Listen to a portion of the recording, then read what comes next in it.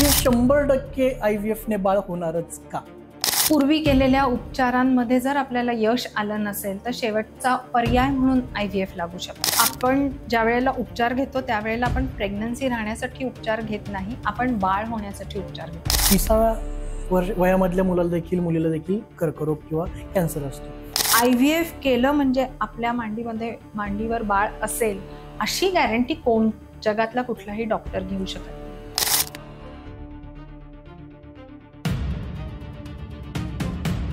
स्त्री जन्मतः शक्तीचं एक रूप असते.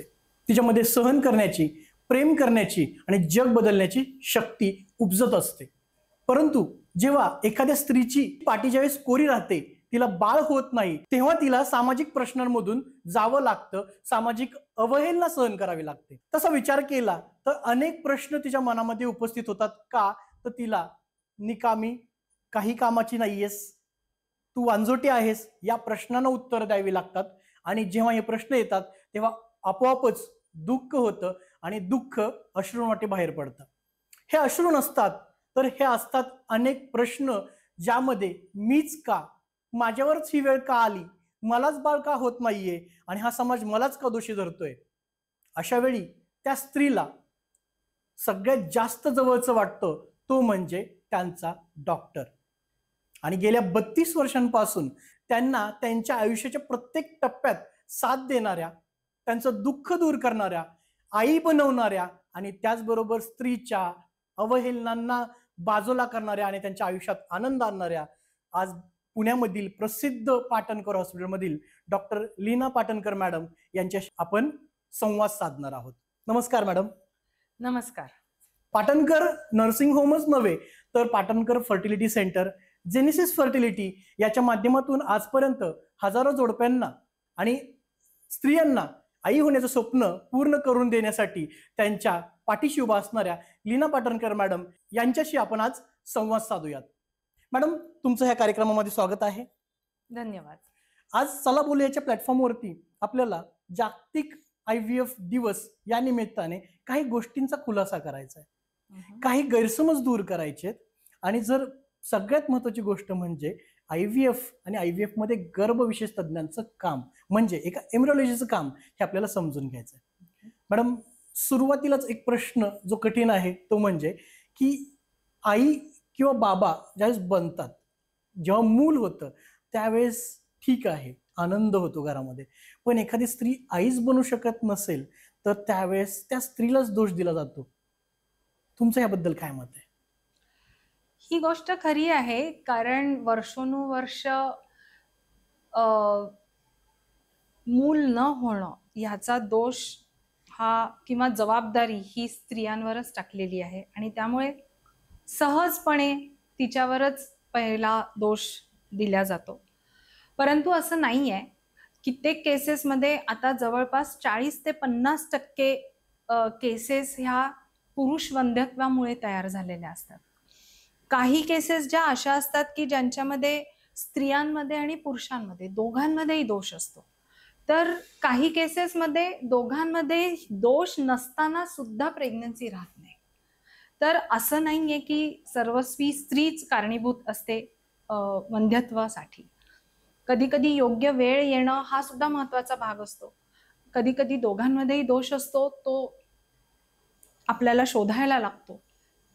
तो हा पण एक भाग आहे. त्यामुळे दोघंही कारणीभूत असू शकतात.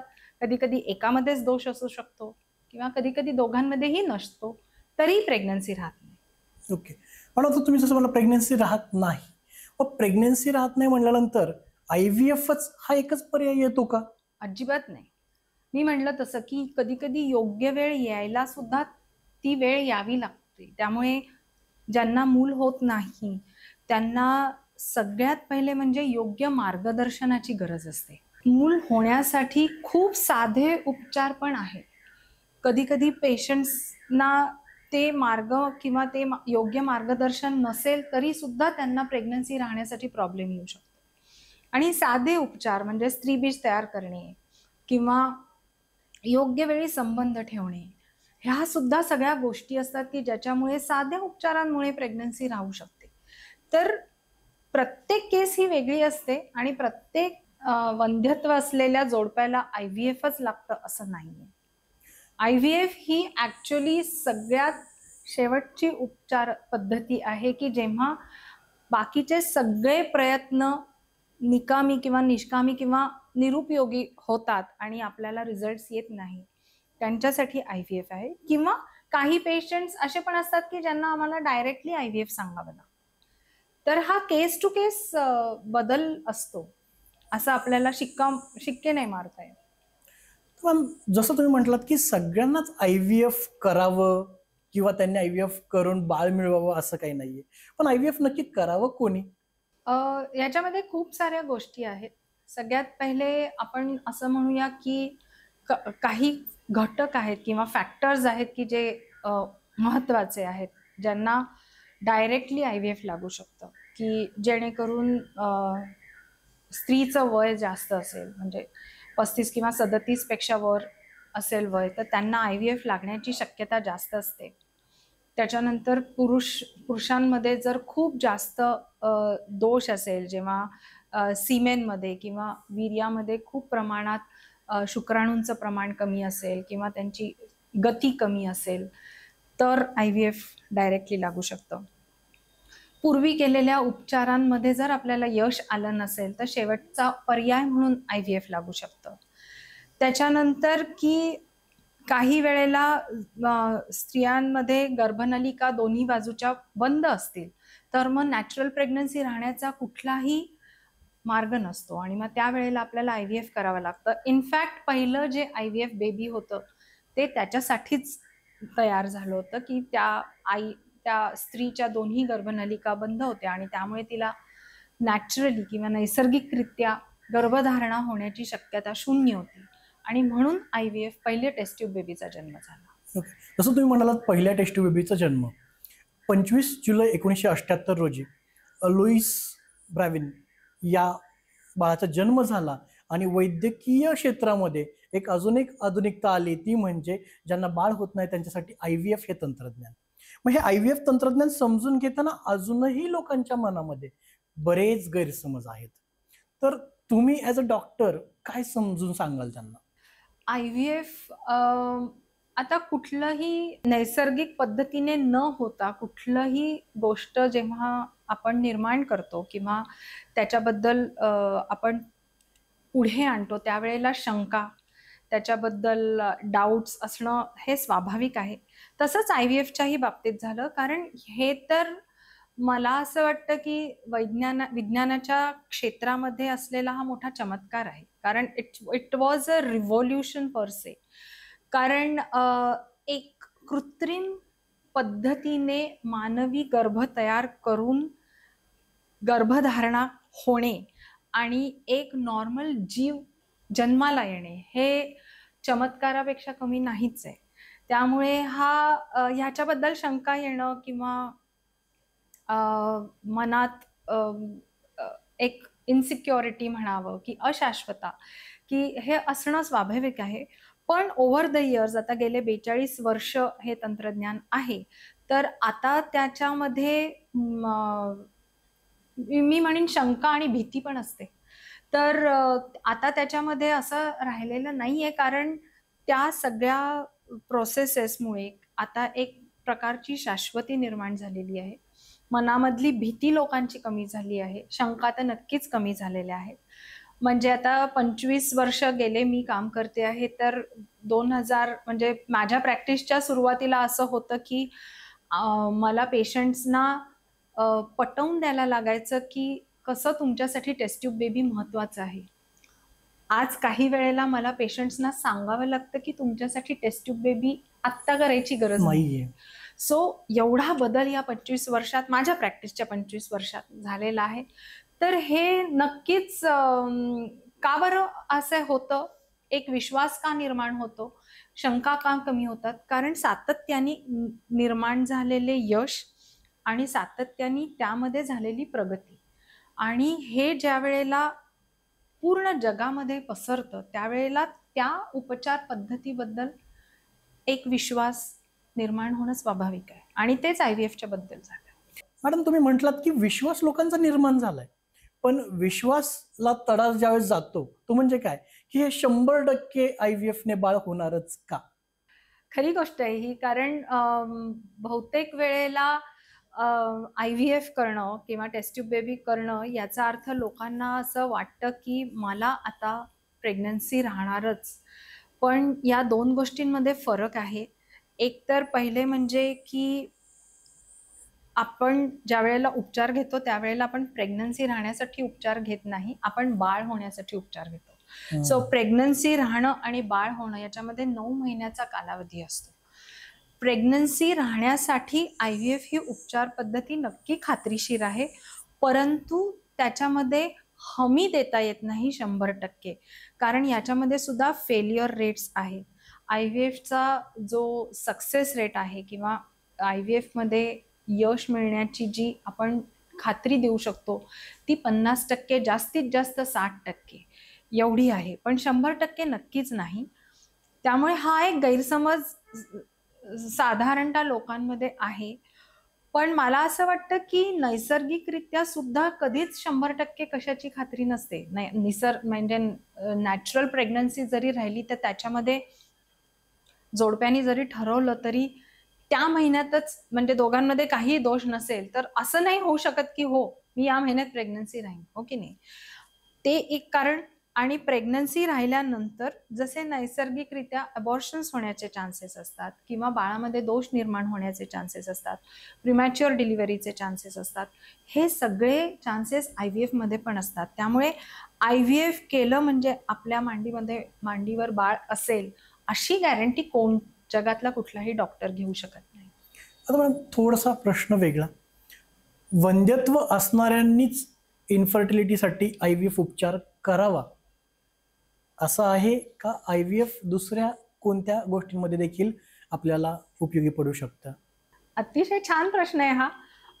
म्हणजे IVF ची उत्पत्ती अशी झाली होती की ज्या केसेसमध्ये मी म्हटलं तसं की मूल होत नाही, जो कारण असेल की स्त्रियांमध्ये काही दोष किंवा पुरुषांमध्ये दोष किंवा दोघांमध्येही दोष, तर त्यासाठी IVF ची उत्पत्ती झाली होती. पण आता कसं आहे की त्याच्यामध्ये खूप जास्त प्रकारे IVF नी म्हणूया आपण पंख पसरले आहेत, ज्याच्यामध्ये एक मेजर उपलब्धी आपल्यासाठी ही आहे की जर एखाद्या कुटुंबामध्ये अनुवांशिक दोष असेल, म्हणजे जेनेटिक काही डिसऑर्डर असेल किंवा डिसीज असेल, काही असे डिसीजेस असतात की जे फक्त मुलांमध्ये येऊ शकतात अनुवांशिकतेमुळे.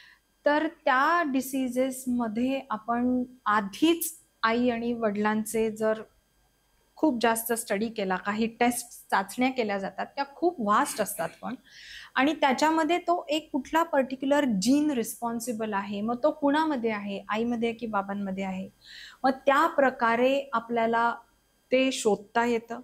त्याच्यानंतर मग हे ठरवता येतं की त्या दोघांमध्ये झालेला जो काही आहे डिफेक्ट तो पुढच्या जनरेशनमध्ये म्हणजे पुढच्या पिढीमध्ये किती टक्के जाणार आहे, प्रमाणात किती प्रमाणात जाणार आहे. काही वेळेला 100% असतो, काही वेळेला 25% असतो. आता 25% असले म्हणजे 75% गर्भ हे नॉर्मल असतात. त्यामुळे त्या जोडप्याला आम्ही सांगतो की तुमच्यामध्ये असा चान्स आहे, तुम्ही जर IVF केलं आणि जे IVF मधून जे गर्भ तयार होतात तर त्या गर्भाची आम्ही काही सेल्स म्हणजे पेशी, त्याची बायोप्सी घेतल्या जाते. त्या गर्भाच्या पेशींवर मग चाचण्या केल्या जातात आणि प्रत्येक गर्भ हा तपासला जातो की कुठला गर्भ जेनेटिक दृष्ट्या नॉर्मल आहे, आणि मग जो गर्भ नॉर्मल आहे तोच गर्भधारणेसाठी योग्य असतो किंवा तोच सोडला जातो, कारण मग नॉर्मल मूल होण्याचे जास्त चान्सेस असतात. तर IVFचा हा एक मेजर पुढची स्टेप म्हणूया आपण की ज्याच्यामध्ये IVF या प्रकारे सुद्धा IVFचा उपयोग होऊ शकतो. अर्थात या खूप ॲडव्हान्स टेस्ट आहेत, पण खरंच काही म्हणजे कुटुंबामध्ये जर खूप दोष निर्माण असून जर त्यांची बाळं दगावली असतील किंवा मेंटली रिटार्डेड असतील किंवा असं काही असेल तर त्या केसेसमध्ये त्यांना हा नक्कीच फायदा होतो. कॅन्सरग्रस्त जे पेशंट्स असतात आज पाहायला गेलं तर 50 किंवा 60 वर्ष व्हावे असं काही नाहीये. 30व्या वयामधल्या मुलीला देखील कर्करोग किंवा कॅन्सर असतो. अशा केसेसमध्ये IVF उपचारांचा किंवा त्या संलग्न गोष्टींचा कसा फरक पडतो? ह्याच्यामध्ये ना आय व्ही एफ म्हणजे जसं इन विट्रो फर्टिलायझेशन, पण त्याचं ब्रॉडर पर्स्पेक्टिव्ह म्हणजे आर्टिफिशियल रिप्रोडक्टिव्ह टेक्निक्स. तर त्या आर्टिफिशियल रिप्रोडक्टिव्ह टेक्निक्समध्ये IVF हा एक छोटा भाग आहे. त्याच्यामध्ये दुसरं एक सगळ्यात मोठा रिव्होल्युशन म्हणूया तर ते आहे फ्रीजिंग टेक्निक. म्हणजे की जेणेकरून तुम्ही एम्ब्रिओज आम्ही फ्रीज करून ठेवायचो, कारण जर IVF मध्ये काय असतं की जास्त प्रमाणात आम्ही गर्भ तयार करतो, तर एक्स्ट्रा गर्भ जे असतात ते आपण टाकून देण्यापेक्षा, कारण काही विशिष्ट दिवसांनंतर ते गर्भ वाढवता येत नाही किंवा जतनही करून ठेवता येत नाही, मग ते गर्भ जर फ्रीज केले आपण तर त्यांचा उपयोग आपण वर्षानुवर्ष करू शकतो, ते त्या स्थितीत राहतात. तर ते फ्रीजिंग टेक्निक सुरुवात झालं, स्पर्म फ्रीजिंग, मग एम्ब्रिओ फ्रीजिंग आणि आता oocyte फ्रीजिंग म्हणजे एग फ्रीजिंग पण आलंय.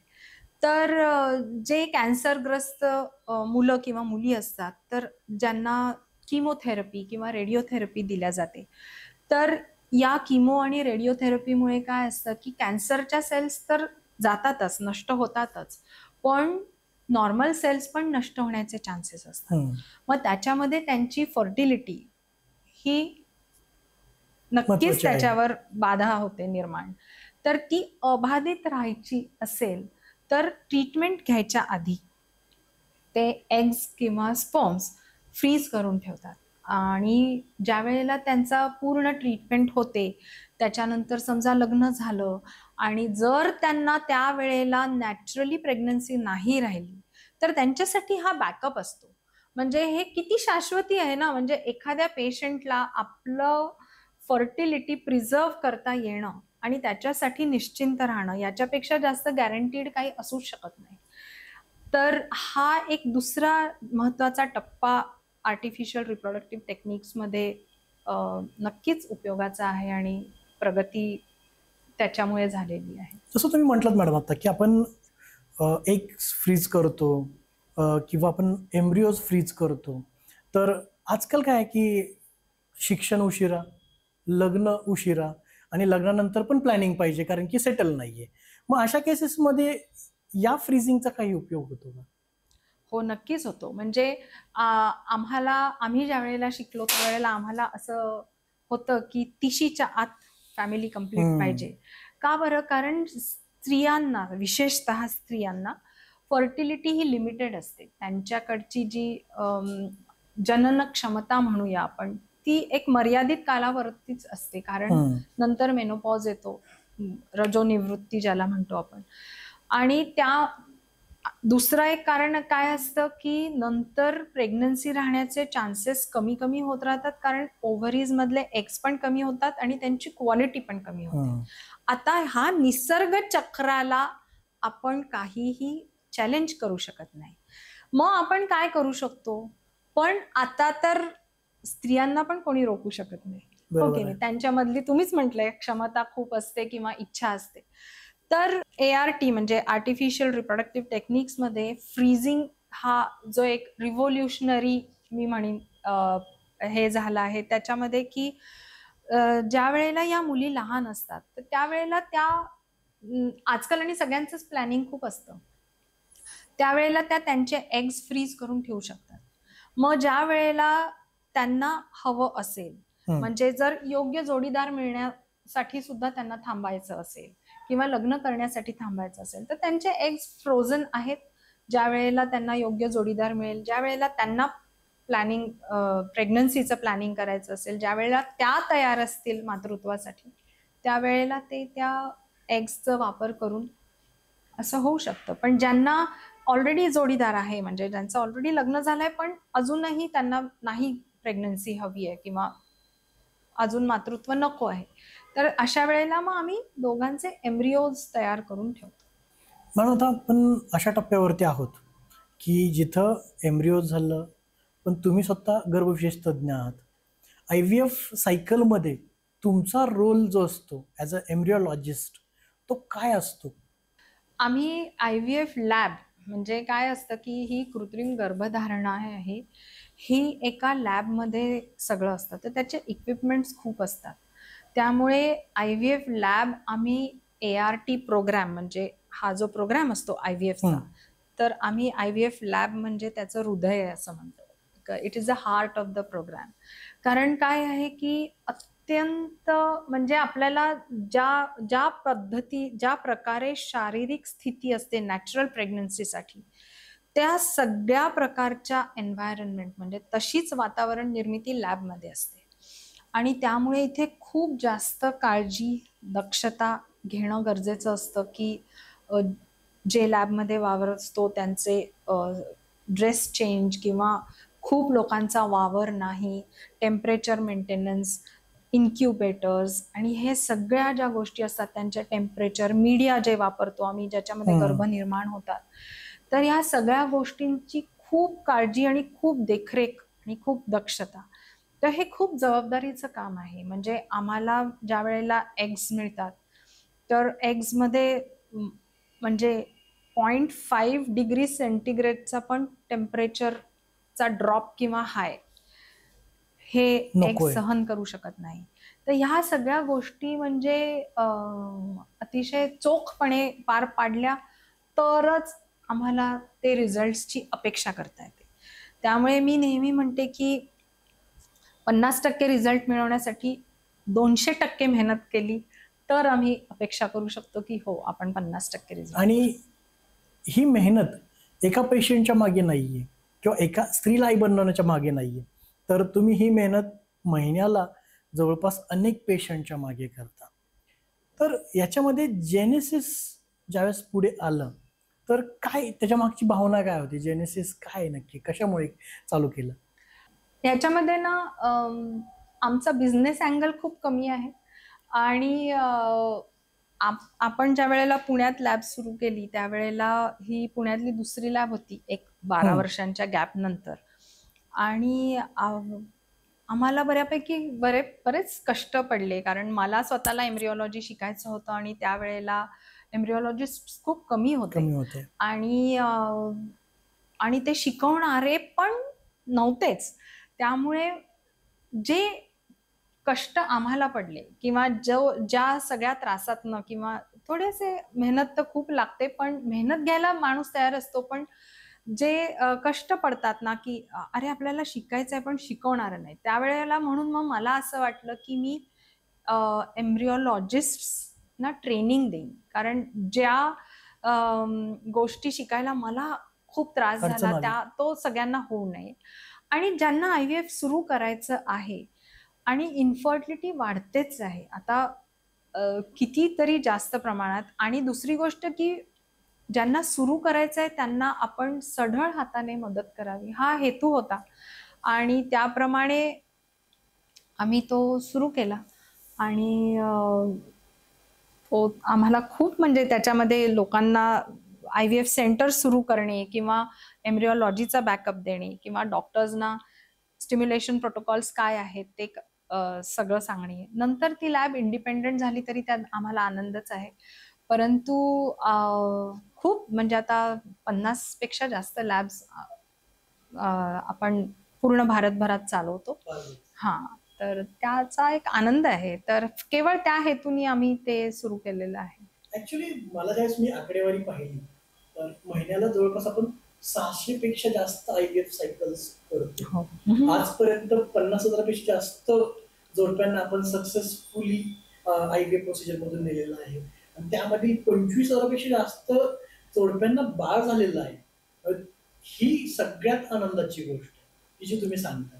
तर याच्या पाठीमागे जो तुमचा आनंद चेहऱ्यावरती दिसतो तो तर आहेच, पण एक एम्ब्रिओलॉजिस्ट म्हणून टीम बिल्ड करणं किती महत्वाचं? सगळ्यात जास्त मी अभिमानाने आज सांगू शकते की आज हे एकट्याचं यश नसतंच, कधीच नसतं. आणि आज आमची जी एम्ब्रिओलॉजीची टीम आहे ती इतकी छान आहे की त्याच्यामध्ये म्हणजे निश्चिंतपणे मी सांगू शकते. अर्थात याच्यात मेहनत खूप घ्यावी लागते. त्याच्यामध्ये मला माहिती आहे की मी थोडीशी कडक असते ज्या वेळेला ट्रेनिंग असतं. पण एकदा त्या एम्ब्रिओलॉजिस्टनी शिकलं की त्याच्यामध्ये मला काही बघावंच लागत नाही, कारण प्रिन्सिपली किंवा इकॉनॉमिकली आणि एथिकली तो सच्चाच असेल हे खूप छान असतं. आणि सगळेच एम्ब्रिओलॉजिस्ट खूप मेहनत घेतात, पण to have a very dedicated team for years together, म्हणजे वर्षोनुवर्ष जे आमचं बॉन्ड आहे किंवा जे एक कम्युनिकेशन आहे ते आता इतकं फुलप्रूफ आहे की टीम शिवाय शक्य नाही. आणि मी म्हंटल तुम्हाला तसं की लॅब इज द हार्ट, त्यामुळे एम्ब्रिओलॉजिस्टचा महत्वाचा रोल असतो it's a heart surgeon. IVF. So तुम्ही हार्ट सर्जन ज्यावेळेस घडवता त्या टीमला आज वर्ल्ड आयव्हीएफ डेच्या निमित्ताने तुम्ही काय एखादा संदेश द्या? एम्ब्रिओलॉजी मी म्हंटल तसं की हे ग्लॅमर खूप दिसतं, पण ऍक्च्युअली मेहनत खूप आहे. आणि काळ आता नक्की बदललेला आहे. पूर्वी एम्ब्रिओलॉजिस्टना एवढं महत्व दिलं जायचं नाही किंवा आता असं नाही राहिलेलं आहे. आता एम्ब्रिओलॉजिस्टचे ट्रेनिंग सुद्धा खूप ठिकाणी आहेत आणि खूप सहजतेने सगळ्यांना एम्ब्रिओलॉजी शिकता येतं. त्यामुळे एम्ब्रिओलॉजी करताना आपण, माझा संदेश हाच असतो, मी ज्या वेळेला माझे एम्ब्रिओलॉजिस्ट तयार करते, की तुमची जबाबदारी तुम्ही ओळखायला पाहिजे. कारण तुम्ही फक्त जॉब म्हणून हे काम करत नाहीये, तुम्ही दुसरी पिढी तयार करताय. आणि त्यामुळे आपल्या एका चुकीमुळे त्या पिढीमध्ये दोष निर्माण होऊ शकतात. ती पिढी अस्तित्वातच येऊ शकत नाही. आणि त्यामुळे मी म्हणलं जसं की खूप जबाबदारीचं काम आहे आणि सगळे एम्ब्रिओलॉजिस्ट ते खूप निकषाने करतात, खूप आवडीने करतात, याचा मला अभिमान आहे. आणि सगळ्यांनी हेच भान आणि हीच जबाबदारी ठेवून काम करावं अशी माझी इच्छा आहे. आपण बऱ्याच गोष्टींबद्दल बोलू, पण जेव्हा एखाद्या स्त्रीला बाळ होत नाही किंवा एखादा पुरुष बाबा होऊ शकत नाही, अशा वेळेस त्या जोडप्यांना तुमचा काय संदेश असेल या वर्ल्ड आयव्हीएफ डेच्या निमित्त? मला असं वाटतं की ह्याला दोन गोष्टी आहेत, की मूल होणं हे कुठल्याही कुटुंबाच्या दृष्टीने ही खूप महत्वाची आणि आनंदाची गोष्ट आहे. कारण एक जीव जन्माला आल्यानंतर अख्ख्या कुटुंबाचं पूर्ण गणितच बदलतं. ही जेवढी खरी गोष्ट आहे. दुसरी खरी गोष्ट ही आहे की आता IVF मुळे किंवा आर्टिफिशियल रिप्रोडक्टिव्ह टेक्निक्समुळे, म्हणजे आता जर स्त्रीला गर्भाशय नसेल तरी सरोगसीमुळे तिला तिचं बाळ होऊ शकतं. तिचे एग्स, तिचे स्पर्म्स घेतल्यानंतर दुसऱ्याच्या गर्भाशयात ती बाळ वाढवू शकते स्वतःचं आणि मूल होऊ शकतं. त्यामुळे आई बाबा होणं हे कठीण नाहीये. पण ऑफकोर्स एक गोष्ट आहे की मूल असणं म्हणजेच सर्वस्व आहे असं पण नाहीये. त्यामुळे ह्याच्यामध्ये काय असतं की एक इकॉनॉमीचा पण प्रश्न असतो. कारण म्हणजे मला कधी कधी असं वाटतं की किती लोकांना तरी फक्त पैशाअभावी ही उपचार पद्धती अजूनही घेता येत नाही. त्यामुळे तो एक प्रश्न आहे. दुसरा प्रश्न असा आहे की तुम्ही दत्तक घेऊ शकता मूल, तो पण एक ऑप्शन असतो. पण आता दत्तक घेण्याचं प्रमाण IVF मुळे कदाचित कमी झालेलं असेल. तिसरं ना, आता हल्ली couples are opting for not having child. तर हा पण एक हे आहे अँगल, की आजकालच्या कितीतरी कपल्स माझ्याकडे येतात की आम्हाला नकोच आहे मूल. त्यामुळे it is how you take it, म्हणजे जसं आहे. फक्त मला ह्याच्यामध्ये असं वाटतं की याच्यामध्ये ना ज्यांना मूल हवं आहे त्या दोघांचं म्हणणं किंवा मनातनं काय आहे ते महत्वाचं आहे. समाजाच्या प्रेशरमुळे किंवा कौटुंबिक प्रेशरमुळे हे हवंच आहे का, किंवा मी म्हणलं तसं की कित्येक लोकांना असं असतं की आता आम्ही तयार नाहीये. तर काही लोक असतात की अजून नाहीये.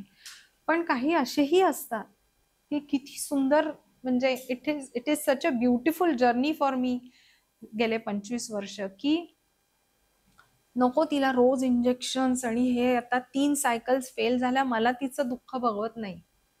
आम्हाला मूल नसलं तरी चालेल.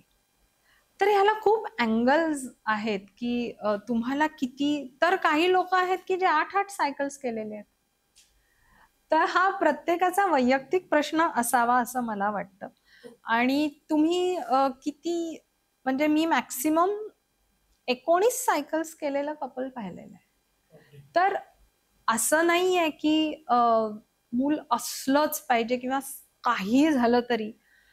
तर ह्याच्यामध्ये खूप असे कंगोरे आहेत असं मला वाटतं. कारण हे तर माझ्या रोजच्या अनुभवावरूनच मी हे ठरवू शकते. त्यामुळे प्रत्येक त्या जोडप्याने ठरवण्याचा विषय आहे हा, की किती सायकल्स घ्यायच्या, किती ट्रीटमेंट घ्यायची, कुठे थांबवायची आणि आणखीन काही योग्य प्रकारे करता येईल का. ऍक्च्युली मला तोच प्रश्न विचारायचा होता की लोक 19 सायकल करतात, इंजेक्शन्स घेतात बाळ होण्यासाठी, पण ऍज अ डॉक्टर जेव्हा तुम्ही त्यांच्याकडे पाहता, जर तुम्ही त्याचं उत्तर दिलं तर देखील थोडंसं एक्सप्लेन करून सांगा किती सायकल एखाद्याने करावं. नाही, हे बेसिकली ना फर्टिलिटी ही लिमिटेडच आहे ना. त्यामुळे तुम्ही कितव्या वर्षी सुरू करता, तुम्हाला कुठल्या कारणासाठी IVF लागतंय, हे पण महत्वाचं आहे.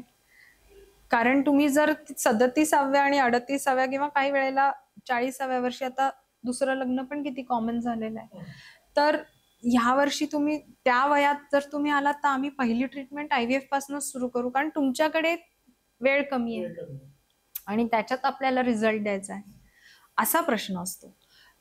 दुसरी गोष्ट की प्रत्येकाला, म्हणजे आता हे जे सायकल्स किती करायचा हा मी म्हणलं तसा वैयक्तिक प्रश्न असतो, की तुम्हाला किती करायच्या आहेत. आणि तुम्ही अगदी लहान वयापासूनच करायला लागणार असाल तर मग त्याला काही, पण आजकाल ना एवढ्या सायकल्स होतच नाही, कारण फ्रीजिंग प्रोग्राम इतके स्ट्रॉंग आहेत की एका सायकलमध्ये तुम्ही जर तुमचे जर खूप छान गर्भ तयार झाले तर तुमच्या 3 सायकल्स तर निघूनच जातात. त्यामुळे आता 19 सायकल्स मध्ये फक्त फ्रोझन एम्ब्रिओज ट्रान्सफर केले की प्रत्यक्ष इंजेक्शन घेऊन गेलं, तो महत्वाचा, तो वेगळा प्रश्न असतो. आजकाल ऍक्च्युली लोक डॉक्टरकडे नाही जातात, लोक गुगल डॉक्टरकडे जातात आणि बऱ्याच वेळा बऱ्याच गोष्टी सर्च करतात. मग अशा वेळी सगळ्याच गोष्टी ऐच्छिक झाल्या तर त्या योग्य आहेत का, त्याला काही गव्हर्नमेंटच्या किंवा कायद्याच्या काही चौकटी आहेत? हो, म्हणजे तुम्ही म्हणताय ते काही अंशी नक्की खरं आहे की पेशंट्सना आजकाल खूप माहिती असते आणि त्यांनी ती काढलेली असते. पण त्याच्यामध्ये एक फॅक्टर असा पण आहे की गुगलवर माहिती असते. There is a difference between information आणि नॉलेज. त्यामुळे माहिती आणि ज्ञान याच्यामध्ये फरक आहे. आणि प्रत्येक गोष्ट जी गुगलवर किंवा इंटरनेटवर लिहिलेली असते ती एकदा वाचल्यावर ती व्यक्ती आपल्याला लागू करायला बघते. त्यामुळे ह्या सगळ्या गोष्टी, म्हणजे आता IVFचा सक्सेस रेट, IVF मुळे झालेलं बाळ, त्यामुळे सगळ्यांना असं वाटतं की ही खात्रीशीर म्हणजे हमी आहे या सगळ्याची. तर मी म्हटलं तसं की प्रत्येक जोडप्याला IVF लागेलच असं नाही. त्यामुळे कुणाला लागेल त्याच बाबतीत IVF करणं गरजेचं आहे. आणि ह्याला कायद्याची चौकट पण आहे, जसं की IVF आणि त्याच्या पुढचे उपचार वयाच्या 21व्या वर्षाच्या आधी करताच येत नाही. आता सरकारने खूप कडक नियम केले आहेत. सरोगसीच्या बाबतीत नियम आहेत. ज्या वेळेला डोनर ओसाइट्स किंवा डोनर स्पर्म्स वापरतो त्याच्या बाबतीतले नियम आता खूप कडक झालेले आहेत. तर असं नाहीये की आपल्याला पाहिजे आहे बाळ आणि आपण आता असं करू शकतो. तर पेशंटला सुद्धा कायद्याच्या चौकटीत राहायला लागतं, आम्हाला सुद्धा कायद्याच्या चौकटीत राहायला लागतं आणि तेवढ्या सगळ्या कायद्यानुसारच आम्हाला पुढच्या गोष्टी करता येतात. तर पेशंटने पेशन्स ठेवले पाहिजे.